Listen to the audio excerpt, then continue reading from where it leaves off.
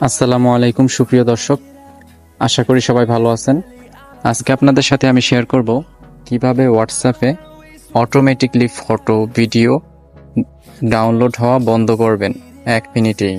তো ভিডিও শুরু করার আগে আপনাদের কাছে একটাই রিকোয়েস্ট, যারা যারা এখন আমার চ্যানেলটি সাবস্ক্রাইব করেননি অবশ্যই সাবস্ক্রাইব করে দিবেন এবং পাশে থাকা বেল আইকনটি বাজিয়ে দিবেন।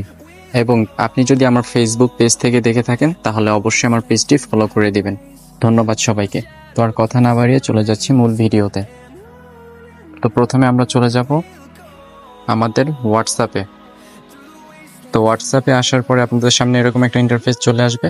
তো এইখানে আপনারা চলে যাবেন সরাসরি থ্রি ডট আইকনে ক্লিক করার পরে আপনাদের সামনে সেটিংস নামের একটা অপশন আছে, এই সেটিংস অপশনে ক্লিক করে দিবেন। তো সেটিংসে আসার পরে আপনাদের সামনে এরকম একটা ইন্টারফেস চলে আসবে। এইখান থেকে আপনারা স্টোরেজ অ্যান্ড ডাটা নামের একটা অপশন আছে, এইটার উপরে একটা ক্লিক করে দিবেন। এইখানে আসার পরে আপনাদের সামনে নতুন একটা ইন্টারফেস শো করবে। এইখান থেকে আপনারা ওয়েন ইউজিং মোবাইল ডাটা এই অপশনে ক্লিক করে দিবেন। এইখানে আসার পরে আপনারা দেখতেই পাচ্ছেন এইখানে ফটো, অডিও, ভিডিও এমনকি ডকুমেন্টস এগুলা যদি টিক মার্ক দেওয়া থাকে তাহলে মনে করবেন যে এগুলা অটোমেটিকলি ডাউনলোড হবে। আর আপনি যদি চান এগুলা অটোমেটিকলি ডাউনলোড না হোক তাহলে আপনি এই টিক মার্কগুলো উঠিয়ে দিবেন।